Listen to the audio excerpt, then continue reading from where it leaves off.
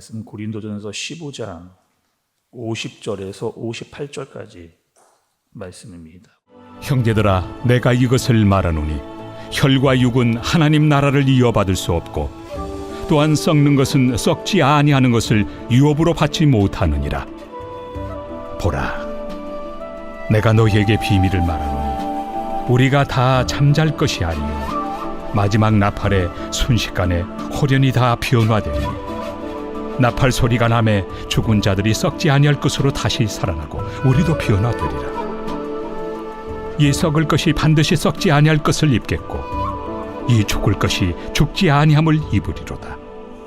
이 썩을 것이 썩지 아니함을 입고 이 죽을 것이 죽지 아니함을 입을 때에는 사망을 삼키고 이기리라고 기록된 말씀이 이루어지리라. 사망아, 너의 승리가 어디 있느냐? 사망아, 내가 쏘는 것이 어디 있느냐? 사망이 쏘는 것은 죄요, 죄의 권능은 율법이라. 우리 주 예수 그리스도로 말미암아 우리에게 승리를 주시는 하나님께 감사하노니, 그러므로 내 사랑하는 형제들아, 견실하며 흔들리지 말고 항상 주의 일에 더욱 힘쓰는 자들이 되라. 이는 너희 수고가 주 안에서 헛되지 않은 줄 알미라. 아멘. 우리가 여러분 최근에 고린도전서 15장의 말씀을 계속해서 살폈습니다. 또 고린도전서 15장에 아주 중요한 특징이 있다, 주제가 있다, 이렇게 말씀을 드렸죠. 고린도전서 13장 하면 사랑장이라고 딱 떠오르듯이 고린도전서 15장 하면 우리는 부활장이다 라고 이렇게 떠올려야 된다 말씀을 드렸습니다. 또 바울은 왜, 여러분 우리 한번 이렇게 생각해 보시죠. 왜 바울은 고린도 15장을 이렇게 길게 썼을까? 고린도 15장이 58절까지 있거든요. 왜 이렇게 부활에 대해서 길게 자세하게 기록해 놓았을까? 당시에 고린도 교회는 어떤 사람들이 있었느냐? 이런 사람들이 있다고 말씀을 드렸어요. 부활이 어딨냐? 사람이 죽으면 다 끝이지. 부활이 어디 있느냐라고 하는 사람들이 고린도 교회 안에 있었다. 그래서 그 부활이 진짜 있는지 없는지를 한번 제대로 한번 따져보자 라고 그것을 논증하는 어조로 바울이 그들에게 부활이 있다는 것을 강조하기 위해서 말씀을 이렇게 길게 적어 놓았죠. 또 바울은 이렇게 이야기했습니다. 죽음이 그러면 부활이 없다면 라고 이야기하면서, 그럼 지금 부활이 없다면 우리는 지금 뭘 하고 있는 거냐 도대체? 부활이 없다라고 하면 우리는 도대체 뭘 하고 있는 것이냐라고 이렇게 되묻기도 했습니다. 부활이 없으면 믿음도 헛것이다. 부활이 없으면 믿음도 헛것이고 복음도 헛것이고 죄 용서도 없다. 지금 우리가 하고 있는 이 모든 것들이 다 거짓이다 라고 그렇게까지도 말을 바울이 했던 거죠. 그리고 이 부활에 대해서 바울은 그냥 자기가 논증적으로만 설명하지 않고 그 근거를 어디서 가져왔어요? 성경에서. 이 부활이라고 하는 근거를 성경에서 가지고 와서 말씀을 전했습니다. 예수님이 이 땅에 오신 것 다 구약 성경에 기록되어져 있는 것이다.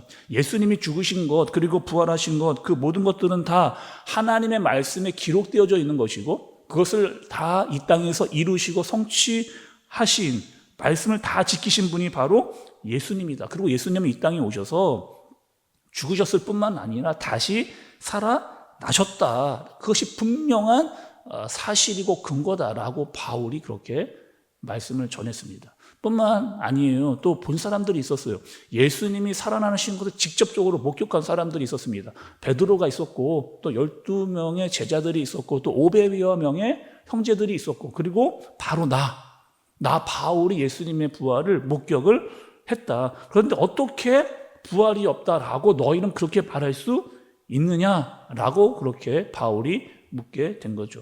또 예수님은 부활의 첫 열매로, 또 여러분 우리가 그 부활의 첫 열매라고 하는 의미를 또 살펴봤잖아요. 예수님께서 부활하셨기 때문에 첫 열매가 열렸기 때문에 줄줄이 계속해서 그 부활하는 열매들이 열리게 될 것이다 라고 하는 말씀도 우리가 고린도 전서에서 15장에서 살펴보았습니다. 바울은 이렇게 이야기하는 거예요. 오늘 말씀 보시면 부활에 대해서 두 가지를 이야기합니다. 어떻게 얘기하느냐?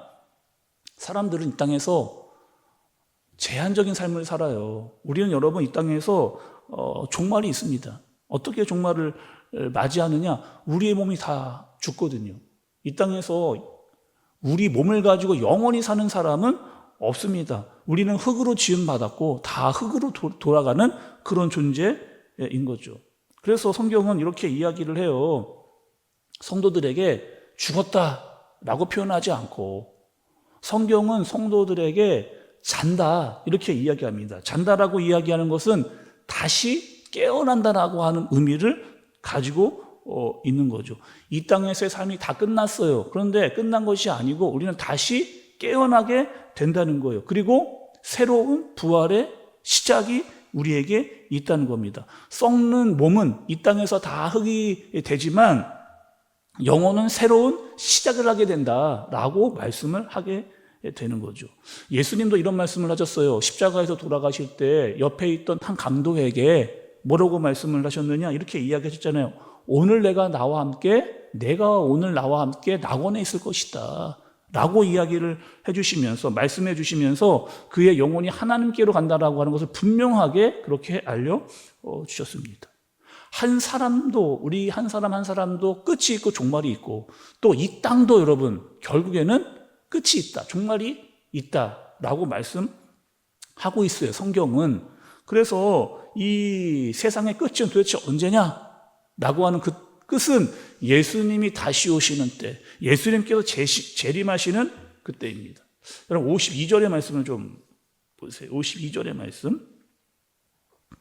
나팔 소리가 나매 죽은 자들이 썩지 아니할 것으로 다시 살아나고 우리도 변화되리라. 나팔 소리가 나매 죽은 자들이 썩지 아니할 것으로 다시 살아나고 우리도 변화되리라.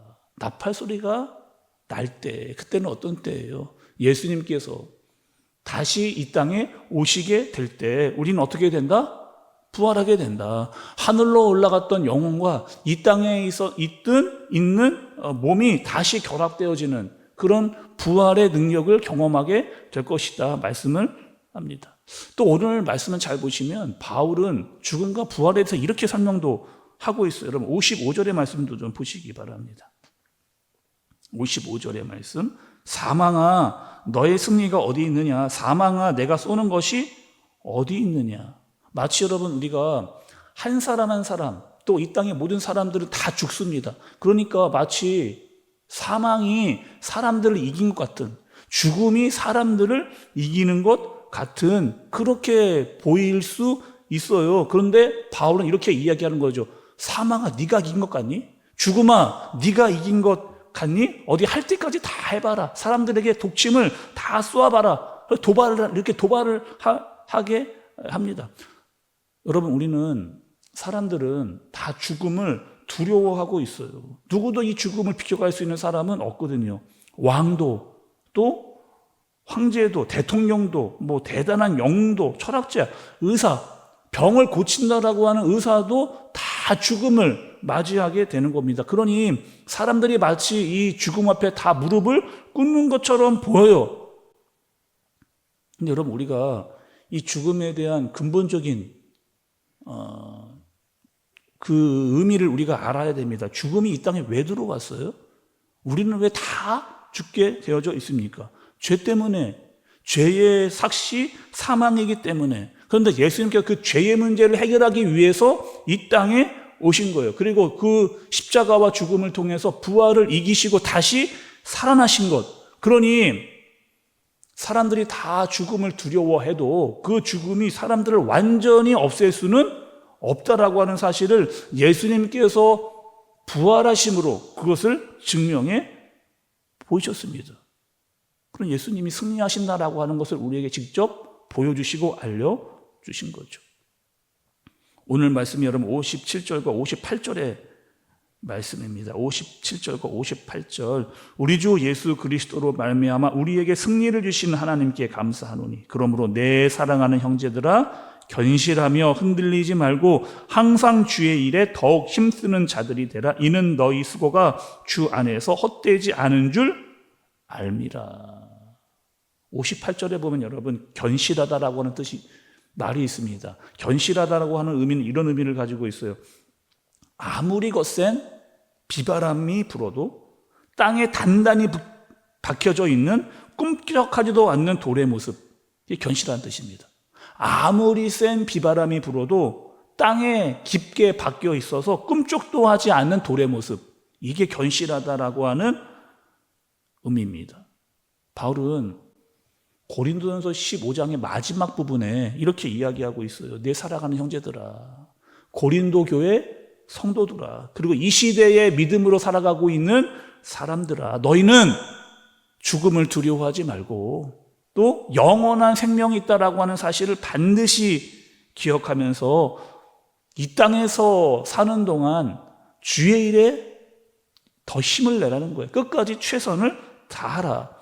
여기서 여러분 주의 일이란 이런 의미를 가지고 있죠. 주의 일은 교회에 와서 교회 일 열심히 해라 라고 하는 의미만 포함하고 있는 게 아닙니다.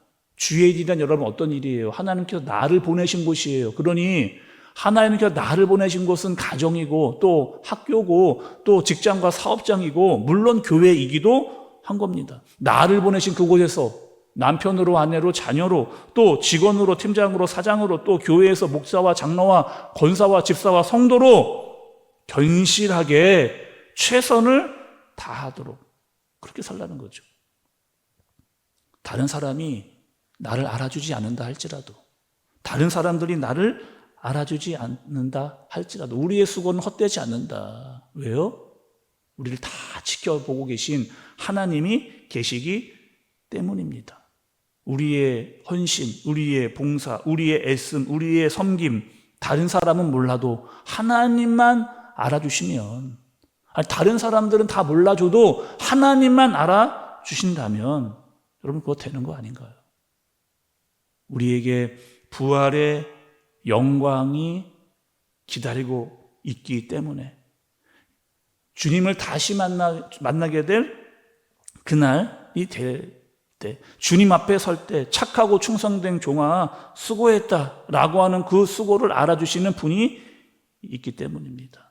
우리는 부활의 소망을 가지고 이 땅에서 견실하게 우리에게 주신 사명을 끝까지 감당하면서 믿음으로 이 땅을 살아갈 수 있는 저와 여러분들 되어지시길 예수님의 이름으로 축복합니다. 기도하겠습니다. 하나님 아버지, 우리에게 썩어질 육신을 넘어 영원한 하나님의 나라를 유업으로 주신 것 감사합니다. 죽음을 두려워하지 않고 부활의 소망을 가지고 그 소망이 어떠한 상황에도 흔들리지 않고 견실한 믿음을 우리에게 주옵소서. 그리고 이 땅을 사는 동안 날마다 주의 일에 더욱 힘쓰는 그리고 충성된 하나님의 사람으로 이 땅을 살게 하여 주옵소서. 예수님의 이름으로 기도드리옵나이다. 아멘.